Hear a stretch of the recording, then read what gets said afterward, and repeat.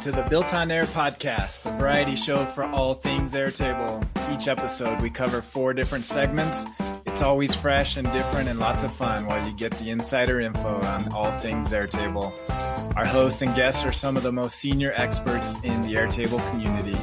Join us live each week on our YouTube channel every Tuesday at 11 a.m. Eastern and join our active community at BuiltOnAir.com/join. Before we begin, a word from our sponsor, OnToAir.com. Any business running on Airtable gets the value that Airtable has, but also needs a few more functions to complete their operations. That's where OnToAir comes in. It's a suite of tools for any business running on Airtable to maximize your operations efficiencies and automations. One customer, John, states that OnToAir enables his business to function properly without having to think about building their own software, and that is pretty invaluable. The OnToAir Airtable apps are amazing, and we use them often and are very happy with the results. So join John and hundreds more customers and take your Airtable to the next level with OnToAir. Sign up today with promo code BuiltOnAir for a 10% discount. Check them out at OnToAir.com. And now let's check out today's episode and see what we built on air.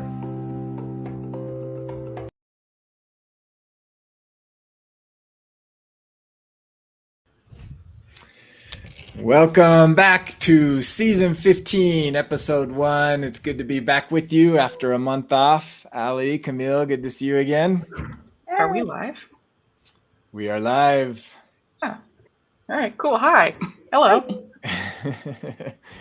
We've had a few weeks off. You guys have a good break? Absolutely. Yes. Yep, very good. We're glad to be back. Always good to have people watching us. Good to have... Oh, hi, Brandy.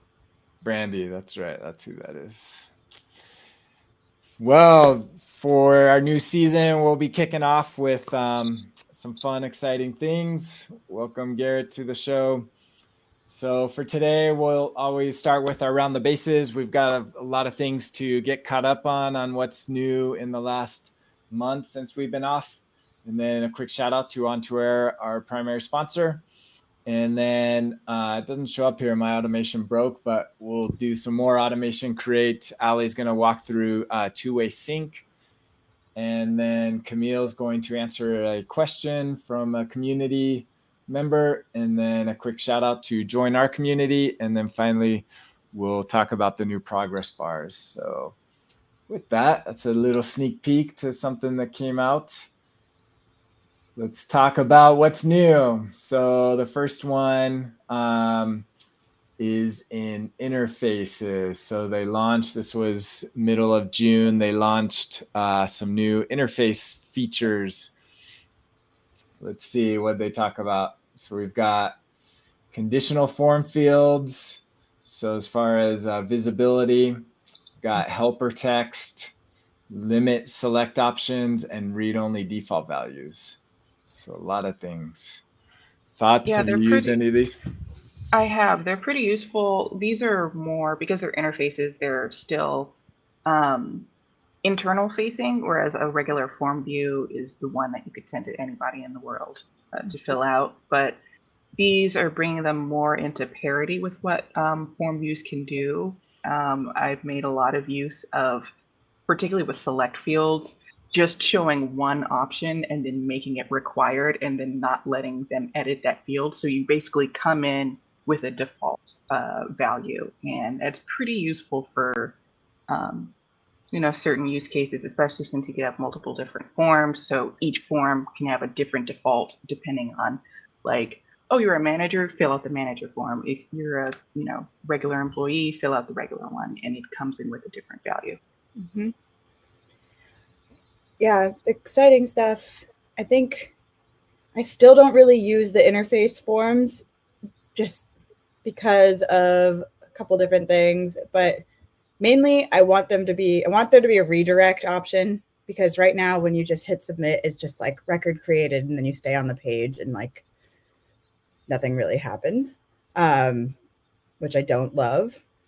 And then I also just don't love how I wish there were more options to get to the form rather than having a page specifically for the form, or like having the little plus by the record picker.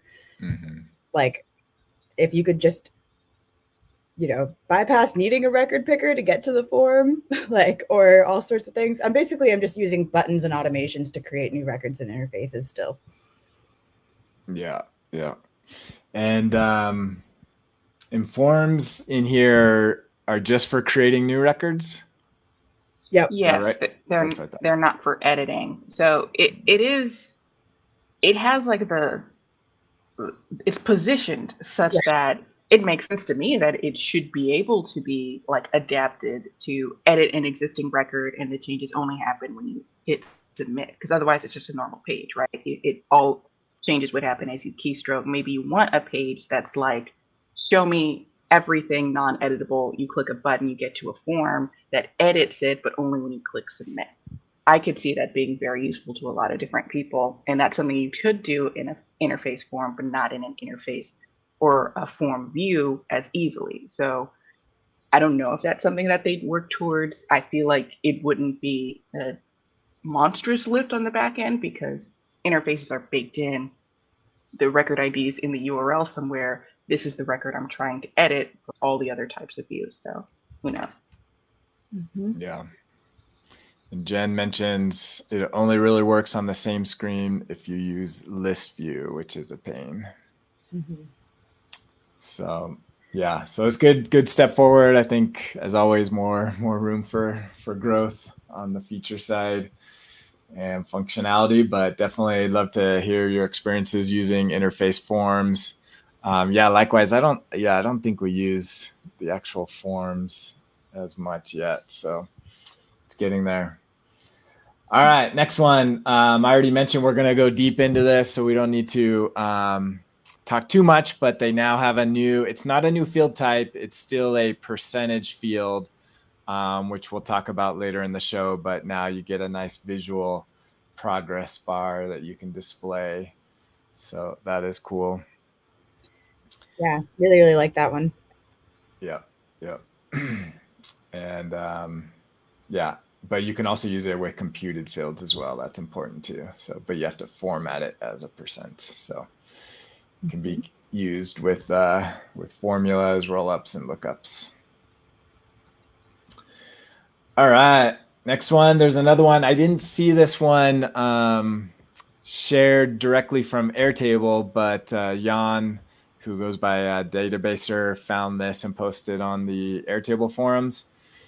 And so basically, if you're using synced source, it will show you a link back to the original source to make it easy to jump back to it. Because I believe otherwise you would need to create a button that linked back to the source field. Mm-hmm. So now they make that easy. Yeah, I can't remember when this first appeared, but it is pretty useful, especially if you have a multi-source sync going on and you don't know like which base this particular record came from. Right.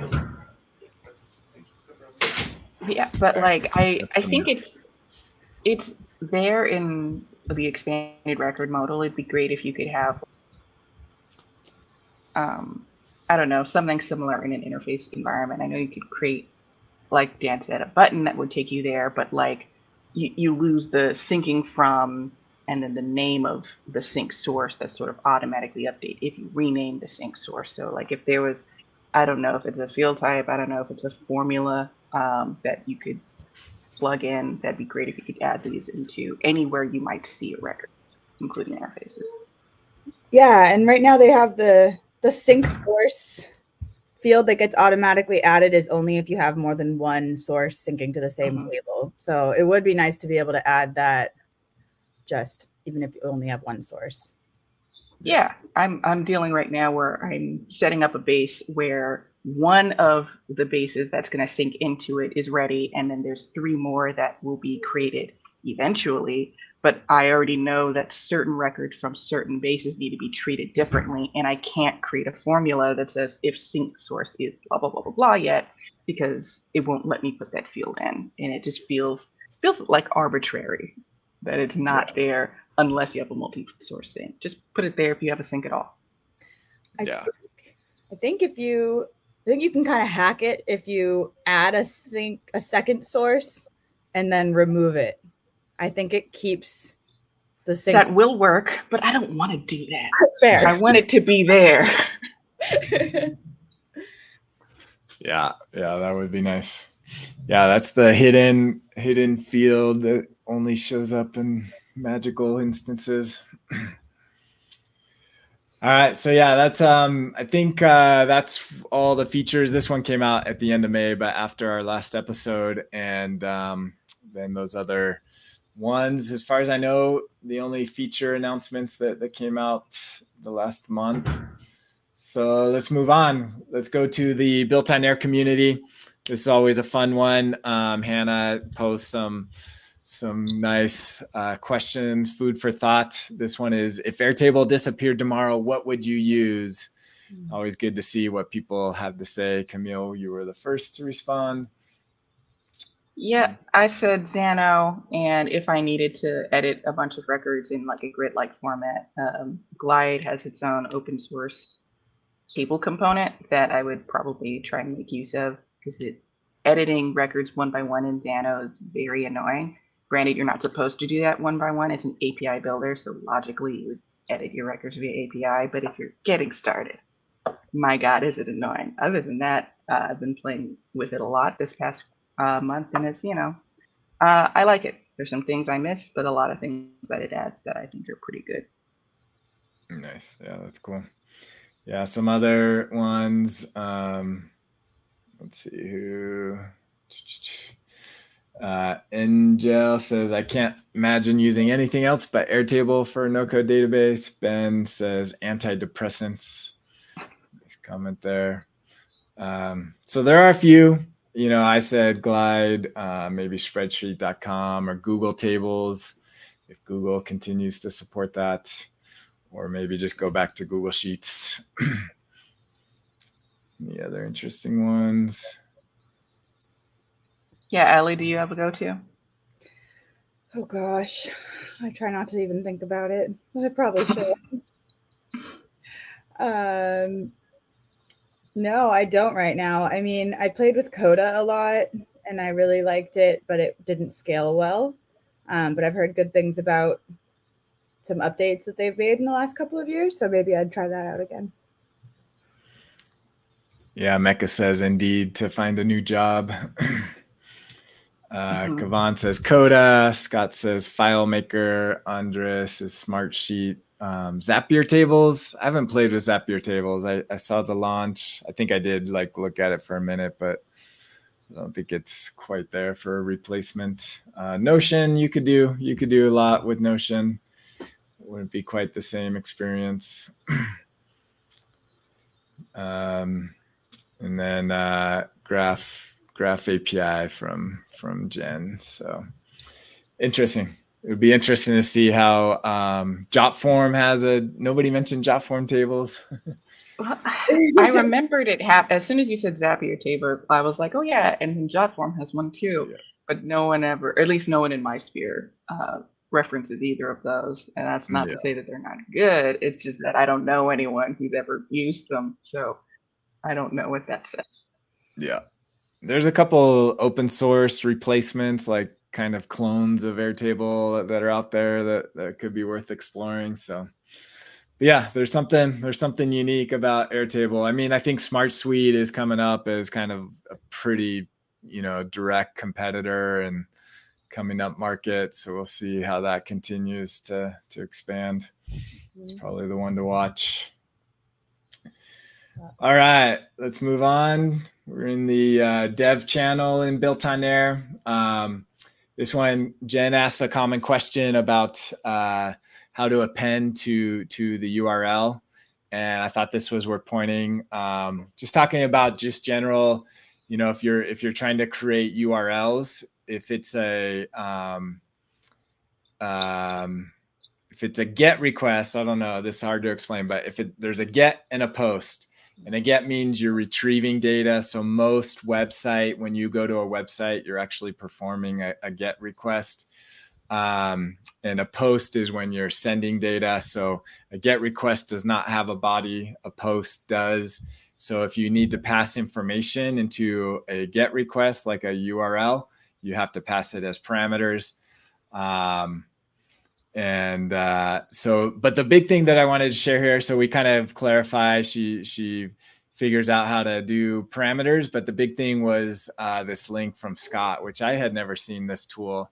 I don't know, somebody created a nice little tool that's free and helps you to generate the URL that would be necessary for using the Airtable API. So if you're ever doing anything with the API and you want to figure out how to generate the URL, this is a nice little tool that will help you.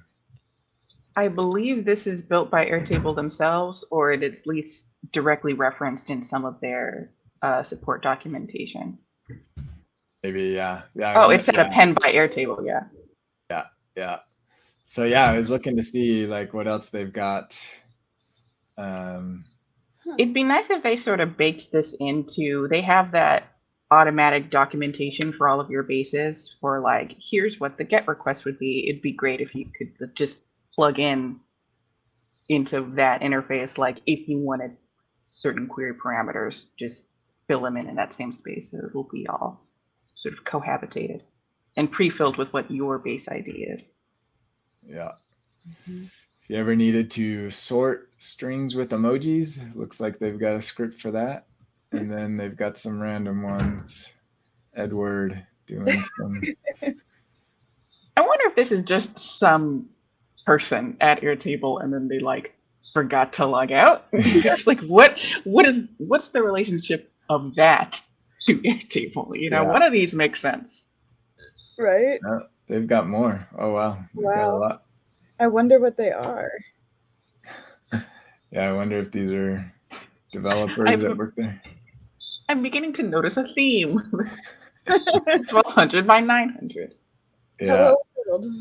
They must have done a challenge. What's happening? This is so strange. That one's got 80,000 views and all the rest are like... Yeah. Yeah. Okay. Very good. All right. So that's where, if you want to see what the latest, maybe they'll leak some upcoming updates that they're testing in there. Right. You can keep an eye on that. All right. Here's one from Justin, friend of the show, talking about the REST API. We'll keep it in the dev channel. This I thought was an interesting discussion that you actually don't have to match the table ID with the base ID. So even if you have the wrong base ID, but you have the table ID, it will still retrieve the record that you're looking for. Actually, it's just the record ID is what you need. You don't even need the right table or base. So I thought that was interesting. Yeah, it's in the custom extensions API, the expand record function, you only provided the record ID. It doesn't even ask for the table. So, record IDs are supposed to be unique, and I guess they're so unique that they're like, we don't care what table it is. We know what the record is. They're unique across all the bases and all of Airtable. It would seem that way. Now, you obviously have to provide it a base ID, I believe, because then it's like you're going to query all of Airtable all at once. That seems like a hefty load. But yeah, it does not seem to me to parse what table it comes from. Okay. Yeah. Yep. So, yeah, interesting tidbit. And then Bill talks about if you have like a ton, it does reduce the size by not including it. So there might be advantages of doing it. But yeah, you probably always should include the base ID as needed. And for documentation, like as you're writing a script, if you just say, oh, get this record, and then 2 months later you have to expand the script or do some maintenance on it, you're not going to know what's happening. Because if you can figure out, oh, this record I'm trying to pull from this table, the projects table, then I know where to look for this missing record. But if you just say get this record, it's going to be hard to debug later in life. So just ask for it anyway if you know it. Yeah. All right, here's another feature. Actually, this one snuck in. This came from Mecca. He spotted this in the run history. So within your automations, you can now sort them or filter by the status. So there's a drop down now on the run history, and you can see which ones failed, which ones canceled. So this is one step to search. Once they add search, that will be helpful. This is awesome. It's been a long time coming, but it's so frustrating, especially if you have an automation that runs very often and you like wake up in the morning and you've got an alert from last night and you're like, okay, now I've got to search for all of them. Yep. Especially because the email you got doesn't tell you, it tells you the time, but it doesn't tell you what went wrong. I know. Yeah. Yep. This is one of my favorite more recent updates just because it's a quality of life thing. It's not a new feature really. It's just helping you find automation runs that have already happened.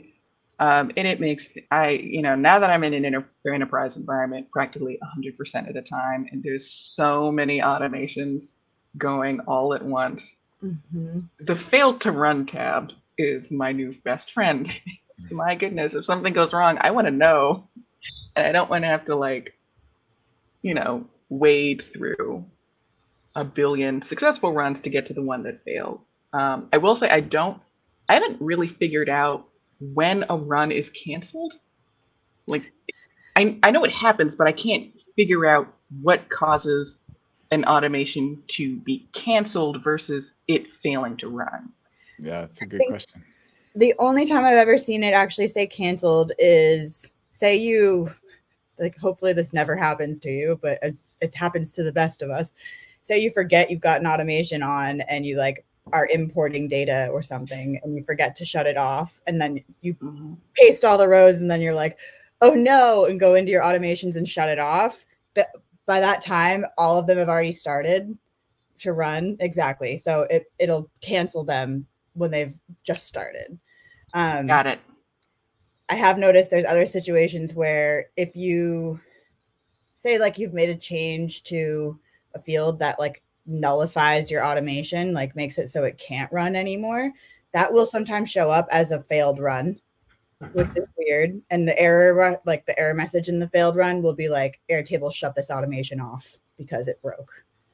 Those are interesting. Well, I don't know if that one bothers me, because I think I'd rather it be failed versus canceled, because then it's an error. If something is canceled, then it's whatever, the next time it'll run. But if something went wrong, if the automation is no longer compatible with your schema, that feels like an error to me. It's what bothers me about it. And I think the only thing that bothers me about it is that I don't think it actually corresponds with an actual run. It's just not a record didn't try to run or didn't trigger it. It just is a fake instance that it puts yeah, that is strange. Yes. Yeah. But useful. Yeah. Jen has a question whether it counts against the runs or not. I don't know. If you cancel it? If you cancel those mids. I think if they trigger, once they trigger, I think they might count. Yeah. I think it is the trigger, because with the repeated actions, each repeated action is not a new automation run. It's just it is counting the triggers, and so it would be consistent of Airtable to count canceled runs as runs because they were triggered, they just didn't complete. Agreed. Do failed automations count? Yeah. I mean, they should by logic. It'd be great if, I think we've all been there when we've accidentally triggered 100 automations and many of them failed. It'd be great if our failures didn't count, but they did trigger. Yeah, well, sometimes it's Airtable's fault that they failed. That is true. There was Many a times. period, I think it might have been in our month break where we had a very script heavy automation, and Airtable had not even Airtable, it wasn't Airtable's fault, it was AWS that went That's down. right. And so every script action failed because it had nothing to process its scripting power. And that's not my fault. That's not Airtable's fault either, but it does mean we still got charged. Yeah. So, you know. Yeah. All right, let's move on. A couple more. This one, Camille, if you want to explain. So you say if you edit a record in an interface that will filter it out of your views, the relevant record picker from which that filter stems will now highlight itself in addition to your changes will hide this record toast at the bottom of the page. Yeah, this would have been great with a photo that I couldn't quite capture. But for a while now in regular grid views, if you were to edit a record and whatever you edited makes it no longer compatible with the current filters, it will disappear from that view as soon as you move your mouse away.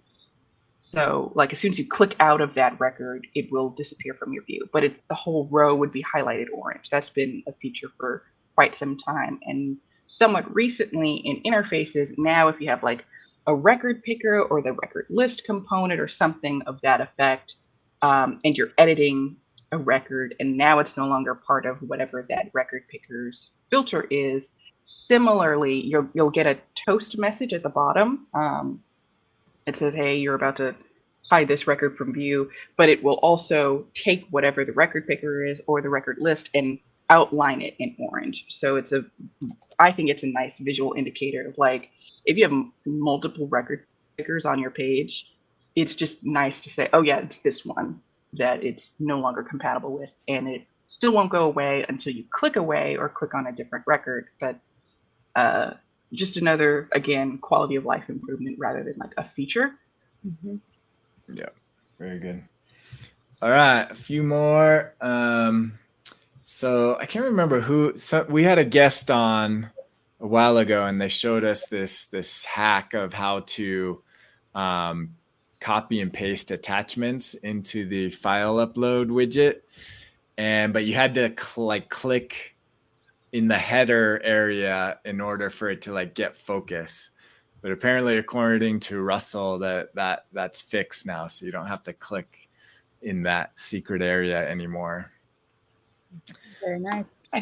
So now once the pop-up comes up, you can, I believe, just paste directly in and it will recognize it. So that's a cool. I'll bet one of the Airtable developers listened to that episode and was like, I can fix that.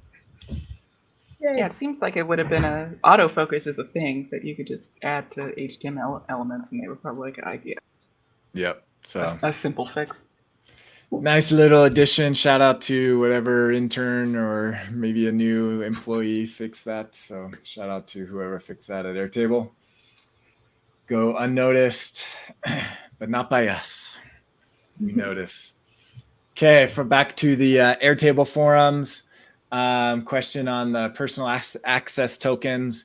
You likely got an email, or I probably got 30 emails saying that all the accounts that I have access to, that you can no longer create account tokens starting August 1st, I believe. And that's not exactly what this is asking, but it's kind of the bigger question of like moving away from account tokens. And this question is more about personal access tokens, and specifically that JotForm has not made the change yet to use either OAuth or personal access tokens. And so what that means, I think Scott mentions it, is any new accounts, it's fine if you've already have your account key that you can use, but any new Airtable users, they will not have an account API key starting August 1st. Mm-hmm. And so that means they wouldn't be able to use any of these services that have not upgraded yet. So that's relevant. Absolutely. Yeah, I'm glad before all we knew was that it would just be after January, they'd be deprecated. But now this is kind of new where it's like, oh, you can't actually create anything new. Yeah. Luckily, most of the apps out there like Zapier have already made the update. So Yeah. I actually prefer it that way, which is nice. Yeah, although I will give an update. So you likely, if you started using, I know Zapier had issues with this. I think maybe Softer, somebody else, a big player. So Airtable's OAuth implementation is not perfect, and they were too quick to cancel your connection for when it was refreshing. It's kind of technical, but what was happening is Zapier was losing its connection from Airtable because Airtable was cutting it off too aggressively. And we experienced this at On2Air as well. I think we figured it out, but I also was pushing them heavy that they needed to have a grace period. And at first they were saying, no, you got to just deal with it. But once the real big players were experiencing the same things I was, I think they finally realized they needed to implement the grace period. So I think we were able to figure it out even before they implemented it, but I believe now there's a grace period. So I haven't seen those errors coming up as much with Zapier and whatnot. So yeah, if you had issues where your connection was getting dropped, I think they've fixed that. All right, good to know. Yep. Last one. Okay. From Twitter. This actually came from Airtable. Thought this was somewhat interesting. Capterra, that's kind of a website you go to rank or to get reviews on different software. They generate a report so this is the database software category. I don't know if I put Airtable in a true database software platform. It is to a degree, but I guess they've got Access on here as well. It's kind of a strange list. It's like you can't even tell who these are. And there's a whole lot more databases out there. This is a pretty limited list for whatnot. But anyways, that's where Airtable fits in the database world. Top performer. Yep. So emerging, top performer. Yeah. So the scale is highly rated, highest rated. So it has a high rating and a popularity score. So this is based off of ratings in Capterra and their reviews. So I can only assume that like 4-quadrant includes Firebase, because it's like, why would MongoDB be on here but not Firebase? Yeah, there's Postgres. I recognize the elephant. Yeah, no idea what's in there. It's so small. I know. Yeah.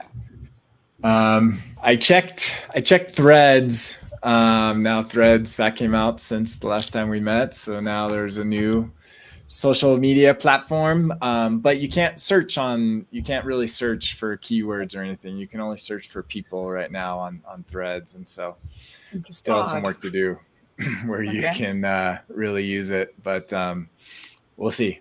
The other bad part is they don't have a web interface. It's mobile app only. So it might be difficult to show if anything of interest comes up on Threads. Interesting. But we'll keep an eye on it. If there are people, you can search profiles. And so there's like 10 people that have Airtable in their profile. So there is people talking about Airtable to some extent. All right, let's jump to our primary sponsor, On2Air. It's an all-in-one toolkit to run your business on Airtable. Check us out at ontoair.com.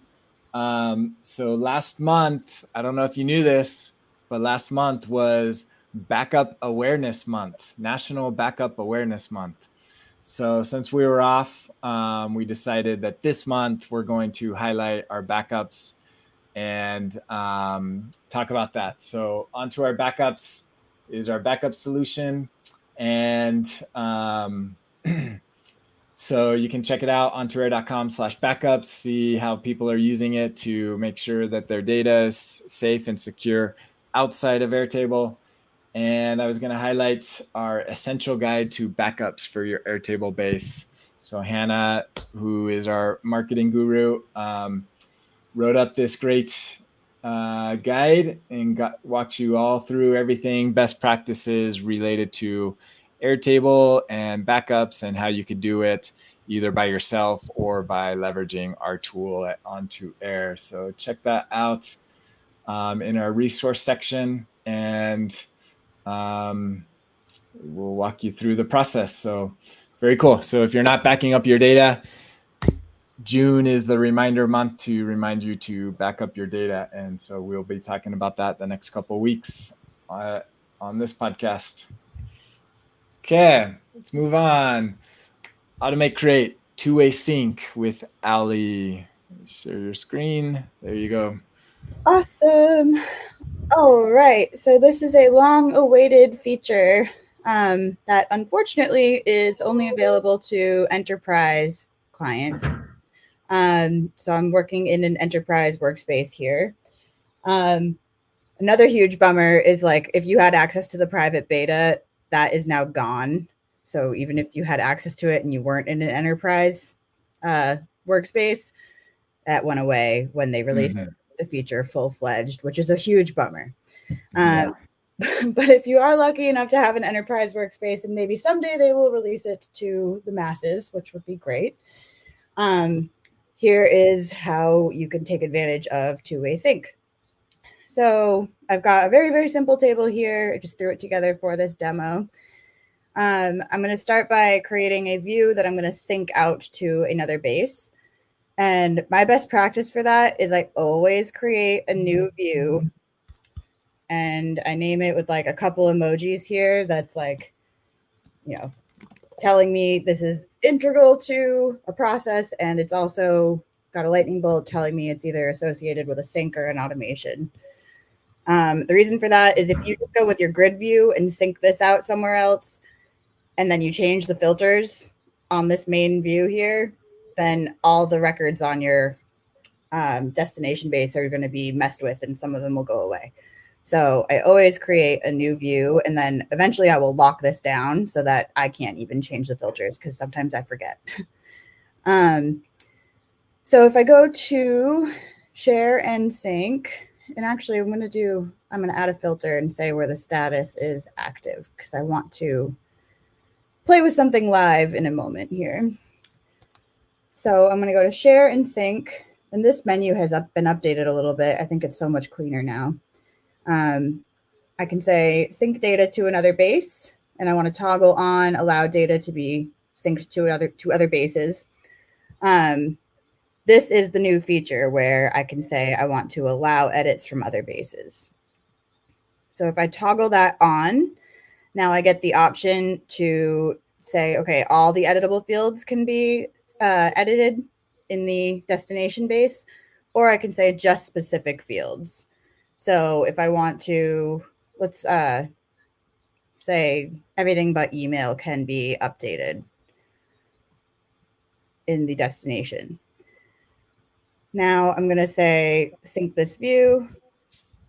That view sync activity, that seems like a new thing as well. I haven't really looked at that, but that sounds cool.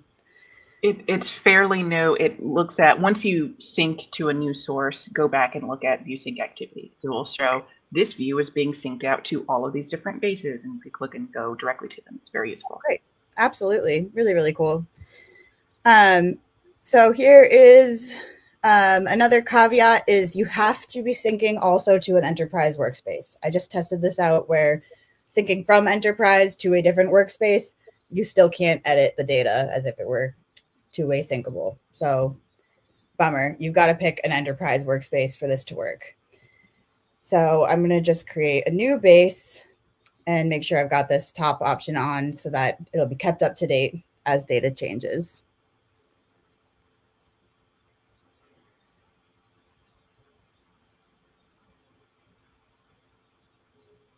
And now I am able to, oh, wow, interesting. I think you have to enable it from within this base as well. So if you go to the actual table tab and then do update sync configuration and then turn edit records on. Mm-hmm. That is interesting. I feel like if you're creating a new, if you went through the process that you went through, you're creating a new base and a new table, that should just be on because you've selected it as editable from the original. There are instances where you're putting it into, like you turn that toggle in on after you've already created the source. That I get it not being on by default, but the way you did it, it should be on. But that's okay. I mean, I guess it, makes the security pitfalls minimal. Sure. So this is great too. You're able to decide if it's, creators and above or editors and above, or just no one. So I'll leave it as editors and above. And now that that's on, I always hit that button when you don't actually have to. Now I can actually edit this data. So if I actually change this to technically my real last name. I changed my name, everyone, but I'm keeping my full name professionally. Now, in my source base, that has also been updated. And it's instant. It's super, super cool. I'm only sharing one window, but I should have, if I did it side by side, you could also just kind of see it being updated. Yeah. Now, one thing I wanted to try out that I haven't actually tested is I want to see what happens because I have this filtered where the status is active. And I've made it so that you can actually edit this status field on the destination base, which I would think is probably not best practice, but I wanted to just see what would happen live here if we actually change this to say inactive. Like, is it going to say this has been filtered out? Yeah, it doesn't. It just goes away. So that's something to note is be careful. Make sure that you're either just not allowing people to edit that field in the destination base if it's part of your filter for your source, or make sure people are aware that if they do that, then there's no real way to get that record back. If I hit Control-Z, just says record. Broke it. Exactly. So yeah, the record, it can't claw back that record because it wasn't technically deleted from Airtable's perspective. So it has nothing for the undo button to grab. I feel like they should fix that though, and just say they have a pop-up that comes up sometimes saying can't undo action, and it should just come up with that one in this instance. Exactly. So just be really careful with what fields you're allowing people to edit. Another difference between the full-fledged two-way sync version and the beta that some of you may have had access to is in the beta, you weren't able to edit those synced fields in interfaces, but in the new full-fledged release, you can, which is really, really great.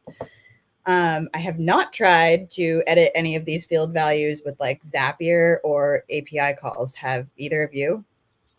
No, I do know that you can't edit them directly through an Airtable automation, which is deeply the annoying. API you can't edit. I think that was one of the constraints. Yeah, I would think that would be my expectation, but just wanted to see. Which is frustrating because any third-party tool, any form builder or whatever, you can't use on these tables. Exactly. But you also can't add a new record from the destination base. So yeah, right. Definitely some limitations. I mean, the other thing is like if you have two tables that you've got synced over from a different base and you're linking them back together again with automations or something, changing up those linked relationships will not change the source base either. So it's really only just these, one layer, one dimensional fields that you can edit and have sync back over. Which again, I would expect, but yeah, does make some annoyances, I guess. Yeah. So linked records you can't do. Yep. Very good. Thank you. But yeah, I mean, it's that opens up the use cases of what you can do now with two-way sync and how to organize, especially for large enterprises like multi-department and everything on that front. Yep, absolutely. Okay, Camille, what do you got for us? There was a question on the forums that I thought was pretty interesting, titled "Create New Records for Each Week of Another Record's Time Frame." So essentially, they have a form where someone could put a start date and an end date, and they want to break that one record out into multiple records for each week within that time frame. So it's unspoken in here, but I noticed the pattern that weeks start on Monday and end on Friday. And that's not super relevant, but it is relevant to this precise implementation that I tried. So they specifically asked, can this be done without a script? And that's why I chose this question, because I was like, can you do this without a script? And you can. So just as a quick look of what things look like from a table structure, it's pretty simple. Oh, and before I forget, they also want to copy not just the broken out weeks into the new records. They want to copy certain fields from the original record as well. So I have a email address that is going to be copied amongst all of the different time frame records. There's a start date and end date that you would fill in from a form. And then I have two helper fields. And like Alli, I use emojis to sort of differentiate them. These have the gear icon because they are, back end. You don't really have to look at them, but they do something important for the purposes of this automation. So the first one is clamped end date. And taking a look at that formula, I'm saying if there is a start date, then add this bit 5 minus the weekday of the start date. That's in order to get it to be whatever the Friday of that week is. Mm-hmm. Add whatever necessary number of days to the start date. So, and then the second one is next start date. Now, if the clamped end date is less than end date, then add a week add a week onto the appropriate start date. So I have the automation turned on, and it's pretty simple, but I'll turn it off just so you guys can see. I'm going to say test@email.com. I'm some person filling in some kind of form, starting on the 7th and ending on, let's go all the way to the 4th of September. So now you'll see that both of these fields are filled out, whereas for the first 4, because the automation already ran for these, only the first one is filled in.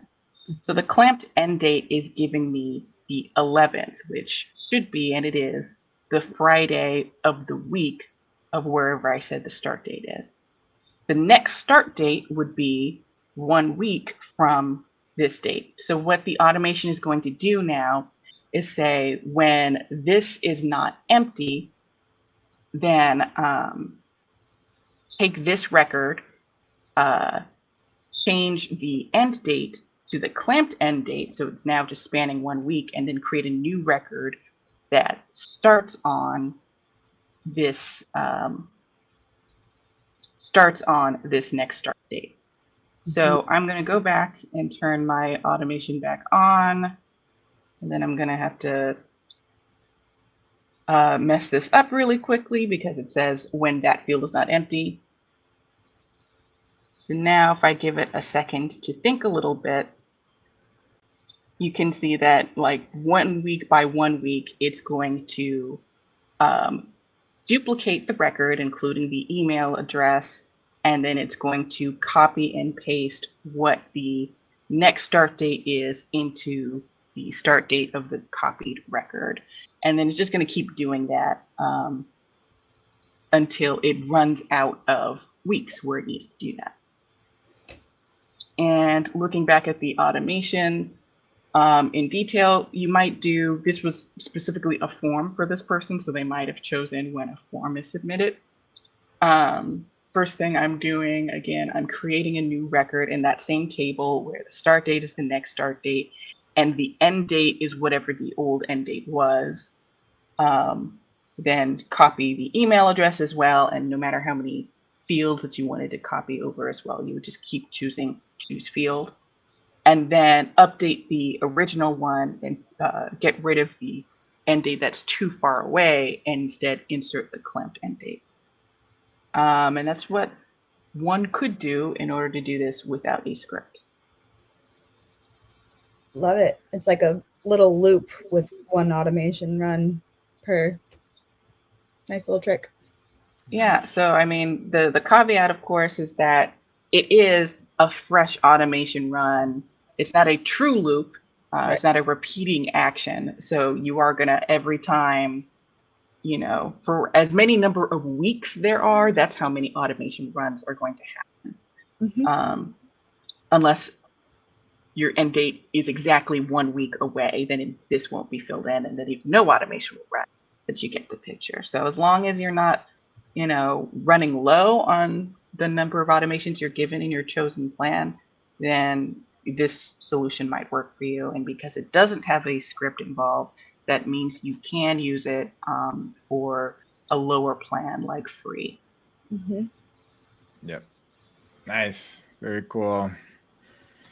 Nice solution there. Hopefully that helps. We'll have to link to it on that thread.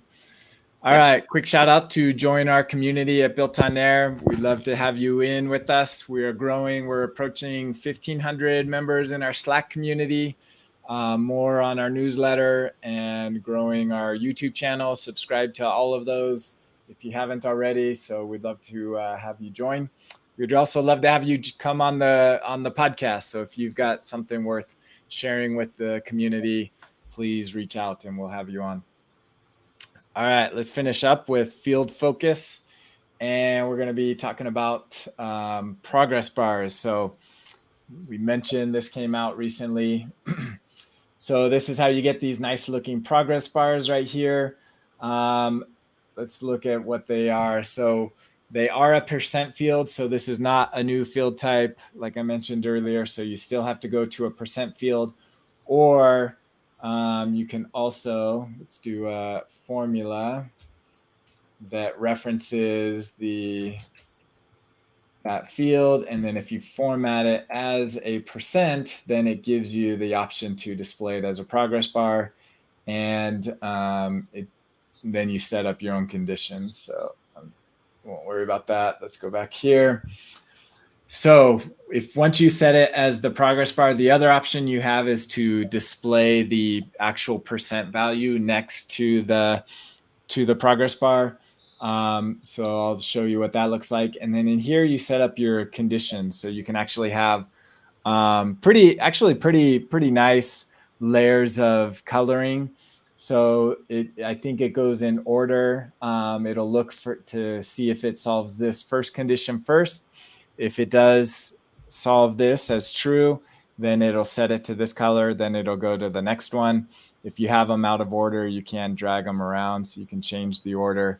But this wouldn't make sense because it would be true. It would never get to that second one because it would always be greater than 50. Mm-hmm. But you can also do like layered conditions. So that's kind of nice. You can say and then you can also set up this otherwise, which is this default color. So you can specify if it's not any of these conditions, then set it to this color. And so you can add more, puts it up there, whatnot. So once you have your conditions set up, then it's interesting. I think it works. What does it display for a negative number? Let's find out. I actually haven't tried that before. I think it shows as empty. Like, I could be remembering wrong, but we'll see now. Yeah, it shows as empty. So it doesn't go negative on the display. But yeah, you see these nice. So now I'm having it display the percent sign next to it. It's kind of interesting to edit it. You just click into it and then you modify the percent sign there. If you don't have it, now these aren't editable because they're formulas, and roll-ups and lookups would be the same as this, but these are editable. So it stays there. And so that's kind of it. I wanted to take it one layer deep. I wanted to know at the API level, what does it look like? So I go to the API schema page, and there's no change. So basically it's just the % and it just gives you the number. So it doesn't tell you what color it would be. I wish there was a way where you could say, also tell me, you know, what color this would be based off of my conditions. And then I also wanted to look at the metadata API to see if they've updated the configurations for the % to give you that information. Unfortunately, it does not yet. So according to the documentation, it just gives you the precision. Okay. So yeah, it'd be they haven't good if updated the API yet. It'd be good if they treated it like the single select field in the API, where it'll say the ID of the select choice, the name of the select choice, and then the color of the select choice. In this case, it'd be like the precision. Or I guess if you're reading the field value, it would say like the value and also the color. Yeah. Now that would be a pretty big change, because any previous one, it would it would break, because Right. you'd be expecting a number. So it'd have to be like a one of the options that you can specify, like typecast. Yeah. Where you could pass it in to give it to you in the other format. For I'm sorry, go ahead. No, I was just going to say, what about if it's a formula field? Does it give you different? They probably haven't updated it then either. Yeah, I think it's the same. Yeah. Let me refresh.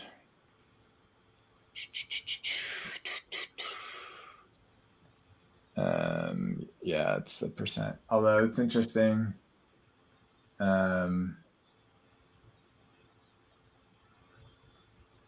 so it does give it to you in %.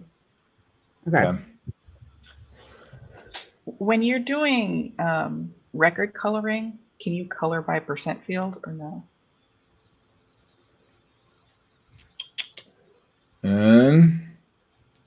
Yeah, you should be able to. Yeah, but like if you clear out these conditions, it'll give you, normally it would give you the option color by select field or your conditions. Could you do color by, get rid of those. Yeah, no.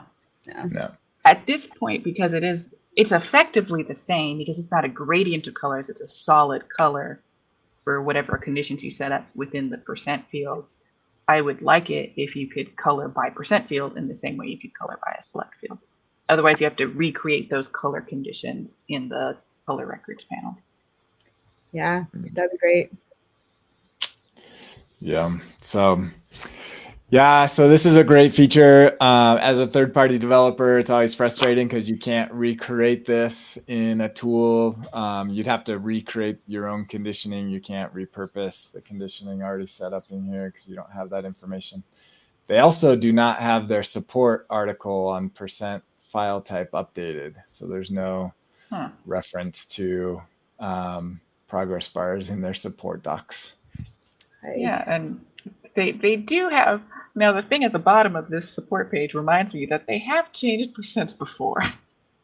So I don't know what's up with the % underneath it all, but this is the second time they've gotten, or might get a shakeup if they adjust how it's reported in the API. Yeah. So very good. That concludes season 15, episode 1. Good to be back with you. We will be back next week with more fun. I believe we have a guest joining. So thank you, everybody, for joining, and we'll see you next week. Thank you.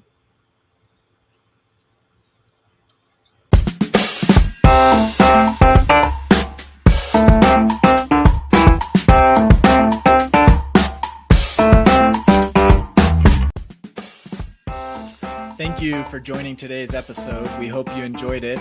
Be sure to check out our sponsor, ontoair.com, and we will see you next time on the BuiltOnAir podcast.